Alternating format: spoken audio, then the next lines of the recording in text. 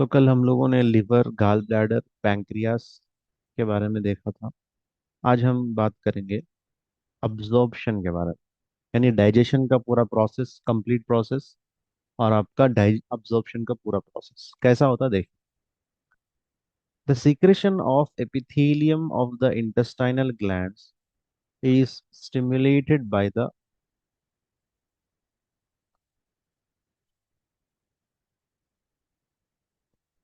The presence of food in the duodenum. यानी duodenum में जब फूड पहुंच जाता तो उसके एपिथेलियम, हमने पढ़ा था कि कल, जो एपिथेलियल सेल्स है, टिश्यूज है, वो क्या करेंगे, अपने अब्जॉर्प्शन के लिए जो जरूरी मटेरियल है वो रिलीज करेंगे। ठीक है, वो क्या है? Peptidase, peptidase, sucrase, maltase and lactase.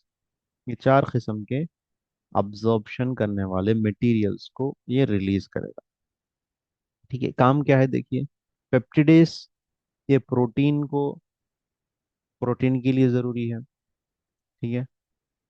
और सक्रेज, माल्टेज, लैक्टेज जो है ये आपके कार्बोहाइड्रेट्स के लिए ज़रूरी है। कार्बोहाइड्रेट्स के टाइप से मोनोसैकेराइड्स, डाइसैकेराइड्स, पॉलीसैकेराइड्स। ठीक है। तो कार्बोहाइड्रेट्स को डाइजेशन करने के लिए अलग एंजाइम्स है, प्रोटीन्स को डाइजेस्ट करने के लिए अलग एंजाइम। डाइजेशन करना है, उसको अब्जॉर्ब भी करना है। The enteroendocrine cells of intestinal gland secretes the hormone of small intestine. Secretion कब होगा? ये फूड एंटर होने के बाद, डिओडेनम। इसके बारे में यहाँ पे आपको पूरा डिटेल दिया गया। ये देखिए, ये थोड़े सीक्रेशन से कब रिलीज होता और क्या फंक्शन करता, इसके बारे में दिया गया। और एक बॉक्स भी यहाँ पे अवेलेबल है।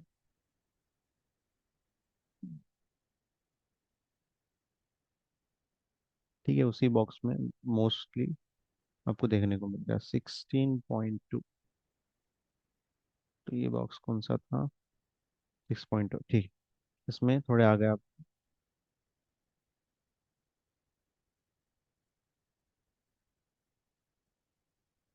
यहाँ पे 16.1 में थोड़े। ठीक है, स्मॉल इंटेस्टाइन यहाँ पे रिलीज कर रहा है। पेप्टिडेज, अमाइनो एसिड्स, पेप्टाइड्स को अमाइनो एसिड में कन्वर्ट करता है। सक्रेस, सुक्रोज को ग्लूकोज और फ्रक्टोज में। माल्टेस, माल्टोज को ग्लूकोज में। लैक्टेस, लैक्टोज को ग्लूकोज में। यानी ये लार्जर मॉलिक्यूल को स्मॉलर मॉलिक्यूल में कन्वर्ट करने का काम। ठीक है, लिवर क्या रिलीज करता है? पैंक्रियास, तले हुए। तो ये दो बॉक्सेस बहुत इंपॉर्टेंट है, क्योंकि यहाँ पर आपको एंजाइम्स के बारे में डिटेल दिया गया। तो अब आइए बात करते हैं अब्जॉर्प्शन। अब्जॉर्प्शन कैसा होगा? Absorption, most of the absorption of end products of digestion take place in small intestine। तो बहुत ज्यादा जो है absorption small intestine में होगा। Although the stomach does absorb water and alcohol, यानी अगर पानी पिए वो भी absorb करेगा, कोई अल्कोहल पिए, शराब पिए तो वो भी उसी में absorb। The process of absorption requires large surface area which is provided by several structural modification of small intestine। ठीक है, यहाँ पे आप देख सकते हैं, ये इतना एरिया है, इसको कहेंगे, ये जो लाइंस है तो हम कहेंगे पिलिका सर्कुलरिस। ये स्मॉल इंटेस्टाइन में ये ऊपर जो दिख रहे, और जिसको हम कहेंगे माइक्रोवेलाई, इसके अंदर अब्जॉर्प्टिव सेल्स, बीच में यहाँ पे ग्लोबॉल सेल है। ये है लैक्टील, कैपिलरी नेटवर्क। ठीक है, पूरे कैपिलरी नेटवर्क है। और एंटीरियो एंडोक्राइन सेल्स है। ये आपको जो हार्मोन्स, जो डाइजेस्टिव सीक्रेट एंजाइम्स वो रिलीज करेंगे। और ग्लैंड्स हैं, डिफरेंट टाइप्स ऑफ ग्लैंड्स। तो ऐसा अब्जॉर्प्शन यहाँ से होगा, ये अब्जॉर्प्टिव सेल्स इसको अब्जॉर्ब करेंगे। Microvilli are microscopic folds of cell membrane are collectively called the brush border. ये ब्रश की तरह है। All these folds gently increase the surface area of the intestinal lining. It is estimated that the intestinal mucosa could be flattened out. It could cover more than 200 square feet। ठीक है, the absorption, यानी माइक्रोवेलाई क्यों रखा गया? ताकि जो absorption के process है उसमें जो है इजीली ये मटेरियल्स अब्जॉर्ब हो सके, पहली चीज। और दूसरी चीज, एरिया बढ़ सके। ठीक है, ज्यादा एरिया अगर मिलेगा तो अब्जॉर्प्शन अच्छा रहे। The absorption of nutrients takes place from the lumen of intestine into the vessels within the villi। Villi से अंदर होगा। ठीक है, क्या है, नेटवर्क है जिसका नाम है लैक्टेल, अभी मैंने बताया था। ठीक है, which is dead and lymph capillaries water soluble nutrients are absorbed into the blood into the capillary net। तो यहाँ पर क्या है, जो भी वाटर soluble न्यूट्रिशंस है, देखिए विटामिन सी है, विटामिन बी है, ये सब क्या है यहाँ पे अब्जॉर्ब होंगे।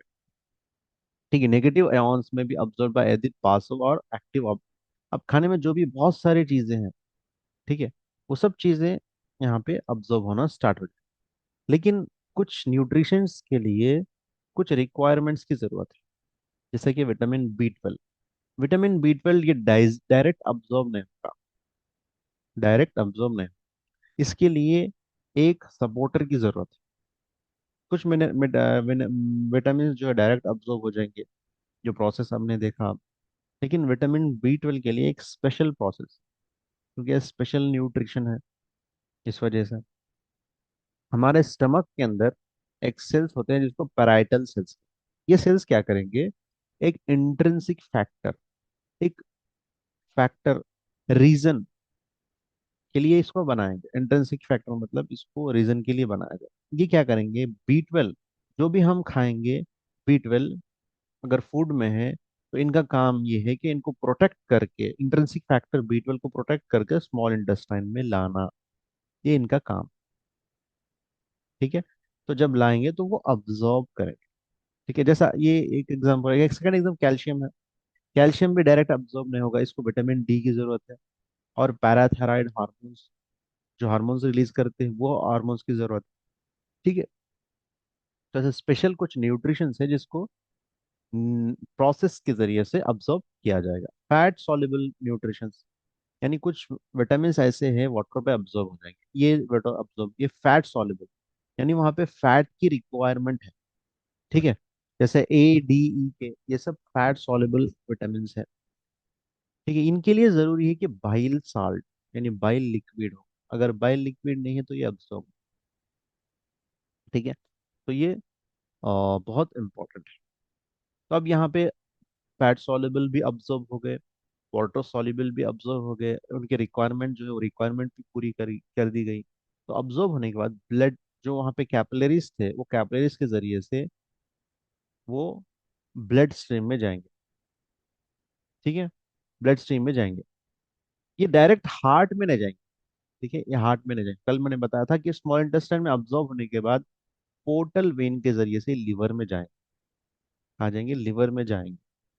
ठीक है, अब ये क्या करेगा, ये सबको मेटाबोलाइज करेगा, यानी ग्लूकोज को, अमाइनो एसिड को, विटामिन को, और उसके अंदर कुछ हार्मफुल मटेरियल्स है तो उसको निकालेगा। ठीक है, निकालेगा, निकाल के क्या है, उसको एलिमिनेट करने की कोशिश करेगा। तो यानी हमारे बॉडी के सेल्स के लायक बनाएगा जो भी हमने फूड लिया है। तो ये इसका काम है। तो ऐसा लिवर में जाने के बाद वहाँ पे सेल्स रहेंगे, सेल्स में क्या होगा, उसका फिल्टरेशन होगा, मेटाबॉलिज्म होगा उसका, उसको और छोटे छोटे मॉलिक्यूल्स में तोड़ा जाएगा। कुछ अगर डैमेज उसमें करने वाली चीजें हैं, उसको निकाल दिया जाएगा। ठीक है, जो इम्पोर्टेंट सब्सटेंस है उसको ब्लड स्ट्रीम में भेज दिया जाएगा हेपेटिक आर्टरी के जरिए से। ठीक है, नहीं सॉरी, इंफीरियर वेना केवा के जरिए। ठीक है, तो ये अब्जॉर्प्शन ऐसा होगा हमारे स्मॉल इंटेस्टाइन।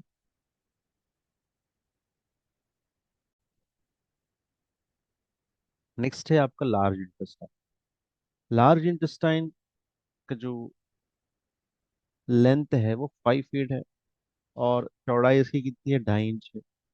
ये कहाँ से शुरू होगा, स्मॉल इंटेस्टाइन में 3 पार्ट्स थे, डिओडिनम, जियोजिनम, इलियम।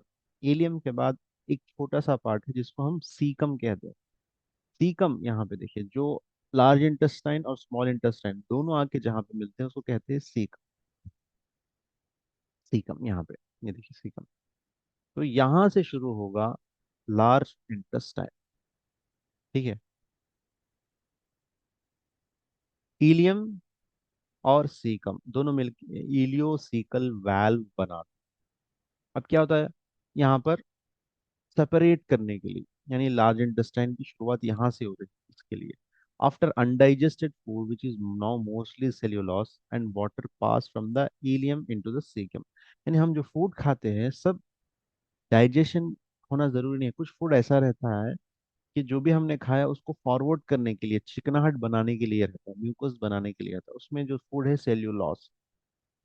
जैसा हम सलाद खाते हैं खासकर, ठीक है, सलाद है, फाइबर्स है, ओट्स है, ये सब क्या है, ये एनर्जी प्रोवाइड नहीं करते, बल्कि क्या है, ये एनर्जी यूटिलाइज करने के लिए हेल्प करते हैं। यानी दूसरे फूड को आगे बढ़ाकर डाइजेशन करने में मदद करते हैं, दूसरे फूड को अब्जॉर्ब कराने में मदद करते हैं। तो इसीलिए कहा जाता है कि आप डाइट में फाइबर रखें, ताकि आप जो खाएंगे उसको डाइजेशन, अब्जॉर्प्शन और एक्सक्रीशन करना, तो एक्सक्रीशन करने में ये सेल्यूलास मदद करते हैं। तो आखिर में जो मटेरियल, जो वेस्ट प्रोडक्ट रहता है वो सेल्यूलास रहता है। अगर वो सेलुलोज है, फाइबर उसके अंदर है, तो इजीली स्टूल पास होगा। अगर सेलुलोज नहीं है तो हार्ड स्टूल पास होगा, क्योंकि अब्जॉर्प्शन का चलते रहेगा, तो अब्जॉर्प्शन जैसा जैसा होगा वैसा उसके अंदर से वाटर की कमी होगी, वो आगे जो पास होगा नॉन डाइजेस्टेड फूड वो हार्ड बन जाएगा। ठीक है। Attach to the caecum is appendix. यहाँ पे देख सकते हैं आप, ये देखिए अपेंडिक्स यहाँ पे, इसको देख सकते हैं, ये लार्ज इंटेस्टाइन से कनेक्टेड।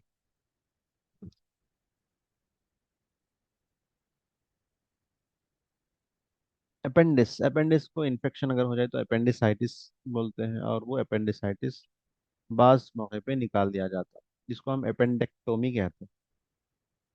ठीक है। अब अपेंडिस ये होगा, ये कहलाएगा आपका असेंडिंग कोलन, क्योंकि चढ़ रहा है इसके असेंडिंग, ये कहलाएगा आपका ट्रांसफर कोलन, ये कहलाएगा डिसेंडिंग कोलन।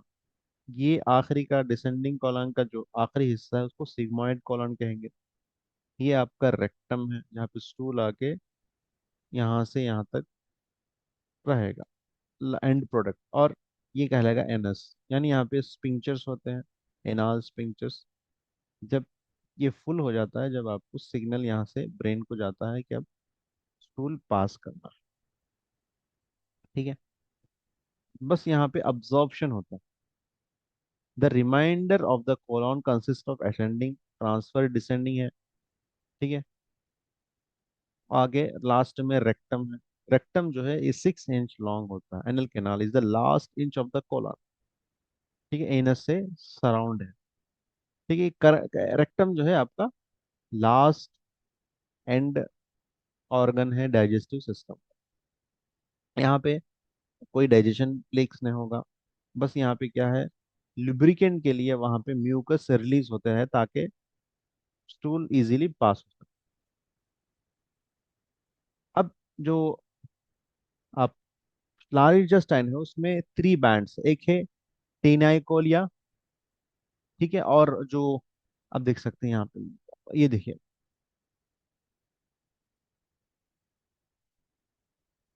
ये आपको देखने को मिलेगा, ये है, ये जो दिख रहा है ये टाइनिया कोली, ये जो अटैच कर, ये जो एरिया है उसको कहेंगे हॉस्ट्रा। फिर ये इसको इसके अंदर जो ये एंड यहाँ का हेपाटिक फ्लेक्सर, ये स्प्लीनिक फ्लेक्सर, क्योंकि इसके ऊपर लिवर आएगा, इसके ऊपर स्प्लीन आएगा, इसलिए इसको स्प्लीनिक फ्रैक्चर कहा गया। तो ये हॉस्टर है, और ये आपका टीनिया खोलिया, ताकि जब पेरिस्टालिक मूवमेंट हो तो पूरा का पूरा कोलोन आपका इजीली आगे पास करते रहे, और ना कि कोलोन क्या हो सके, चिपक जाए या फिर दूर हो जाए, ऐसा ना हो। पेरिस्टालिक मूवमेंट होते रहे और कोलोन अपनी जगह पर फिक्स्ड रहे। ठीक है। तो कोलोन का काम क्या है, वाटर अब्सॉर्ब करना, मिनरल्स को और विटामिन को, और एलिमिनेट करना है जो अनडाइजेस्टेड मटेरियल है। About 80% of water that enters the colon is absorb. तो हम जो भी पानी पीते हैं 80% कोलोन में अब्सॉर्ब हो जाएगा। और जो आयॉन्स है वो भी, जैसे साल्ट कोई भी है, लेमन का है, जो भी चीज़ें हैं सब अब्सॉर्ब हो जाएंगे। ठीक है। The trillions of bacteria that live in colon. अब देखिए बैक्टीरिया, जो बैक्टीरिया गुड बैक्टीरिया है वो आपके कोलोन में लिव करते हैं ताकि कोलोन के एनवायरनमेंट को बना के रख सके। विटामिन के is produced and absorbed in amounts of unusually sufficient to meet a person daily need. Other vitamins produced in small amounts include riboflavin, thiamine, biotin, folic acid. Colon circulate first to the liver by the way of portal circulation. At another function of the normal colon flora is to inhibit the growth of pathogen. तो यहाँ पे क्या है, flora है। Flora का मतलब ये है बैक्टीरिया। यहाँ पे अच्छी बैक्टीरिया है ताकि बैड बैक्टीरिया ग्रोथ ना हो पाए। ठीक है, यानी गुड बैक्टीरिया बैड बैक्टीरिया, क्योंकि एनवायरनमेंट ऐसा होता है वहाँ पे, स्टूल है जो वेस्ट मटेरियल है, तो उसके अंदर से बैक्टीरिया पैदा होने की चांसेस है। तो इस वजह से वहाँ पे गुड बैक्टीरिया को रखा गया ताकि वहाँ पे कोई हार्मफुल एक्ट ना हो पाए। ठीक है, और जो भी अब्जॉर्प्शन होगा, ये अब्जॉर्प्शन डायरेक्ट आपको पोर्टल वेन्स के थ्रू लिवर में जाएगा, फिर वहां से इंफीरियर वेन के थ्रू हार्ट जाएगा, हार्ट से पूरे बॉडी को सप्लाई होगा, डायरेक्ट हार्ट को सप्लाई नहीं होगा। ठीक है, नेक्स्ट है एलिमिनेशन ऑफ फीसेस। कैसा फीसेस एलिमिनेट होते हैं, स्टूल कैसा पास करते हैं। फीसेस कंसिस्ट ऑफ सेल्यूलोज और undigest material, dead and living bacteria, ये सब चीजें होते हैं। ऑर्डर भी होता है। Elimination of faeces compose of deficient reflex. इन जब कोलोन जो स्पाइनल कॉर्ड से ये रिफ्लेक्ट होगा ब्रेन में, ब्रेन से ये फिर कोलोन को रिफ्लेक्स आएगा। जैसे कफ रिफ्लेक्स है, स्नीजिंग रिफ्लेक्स है, ऐसे ये डेफिशिएंट रिफ्लेक्स है। The rectum is usually empty until peristalsis of the colon. यानी जब तक रेक्टम खाली है तो ये सिग्नल्स जनरेट नहीं होंगे। जैसा रेक्टम फुल होगा, रेक्टम फुल कैसा होगा, पेरिस्टालिस बार बार मूव होते रहता, पेरिस्टालिस मूवमेंट के जरिए से। ठीक है, खाने के बाद ड्यूडेनम में जब फूड एंटर होगा तो उसके बाद क्या है, ये पेरिस्टालिस मूवमेंट शुरू हो जाएगा। और हमारे लार्ज इंटेस्टाइन या स्मॉल इंटेस्टाइन में क्या स्मूथ मसल है। स्मूथ मसल के अंदर क्या है, रेसेप्टार्स। ये क्या करते हैं, पेरिस्टालिस को कैसा कराते हैं, स्ट्रेच करा के, stretch relax, stretch relax, stretch relax कराते हैं। ठीक है, तो इसको कौन कराते हैं, ब्रेन कराता है आपका थ्रू स्पाइनल कॉर्ड। तो स्पाइनल कॉर्ड में अगर डैमेज हो जाए तो क्या होता है, ये रिफ्लेक्स नहीं हो पाता, पेशेंट को महसूस नहीं होगा कि मोशन कब आ रहा, यूरिन कब आ रहा। तो ये इसकी वजह से क्या है, वो बेड पे ही मोशन करने लगता है। तो ये रिफ्लेक्सेस बंद होने के बाद। ठीक है, अब एनस जो है, एनस के सराउंड यहाँ पे देख सकते हैं, एनस के सराउंड स्पिंक्चर होता है। मैंने कहा था एक क्लोज होना चाहिए। इंटरनल एनल स्पिंक्चर, दो स्पिंक्चर्स होते हैं, एक अंदर की ओर, एक बाहर की ओर। एक अंदर की ओर, एक बाहर की ओर। अंदर का जो स्पिंक्चर है ये आपके कंट्रोल, यानी ये reflex this sphincter relaxes permitting defecation to take place. यानी इंटरनल एनल स्पिंक्चर का कनेक्शन ब्रेन से है। जैसा ही एनस या रेक्टम फुल होगा, ये एनस का जो स्पिंक्चर है ये ब्रेन को सिग्नल जाएगा। ठीक है, जैसा ब्रेन सिग्नल करेगा तो यहाँ पर स्पिंक्चर ओपन होगा। ठीक, एक्सटर्नल स्पिंक्चर भी ये आपके कंट्रोल में। इंटरनल स्पिंक्चर ब्रेन से कंट्रोल है, यानी रोक सकते हैं। इसको रोकना थोड़ा मुश्किल। इंटरनल स्ट्रक्चर को आप रोक नहीं सकते, एक्सटर्नल को आप रोक सकते, होल्ड कर सकते हैं। ठीक है, तो ये सपोर्ट करेगा अगर कभी डिले हो जाए स्टूल करने में। ठीक है, तो ये आपका लार्ज इंटेस्टाइन। तो लार्ज इंटेस्टाइन का बहुत बड़ा फंक्शन है डाइजेस्टिव सिस्टम में, और इसके डिफरेंट डिफरेंट पार्ट्स है। ठीक है, और किस तरह एलिमिनेशन ऑफ फीसेस देखने को मिलता है हमारे बॉडी में। नेक्स्ट एक टॉपिक हमारा रुक जाता हो, वो है लिवर के बारे में।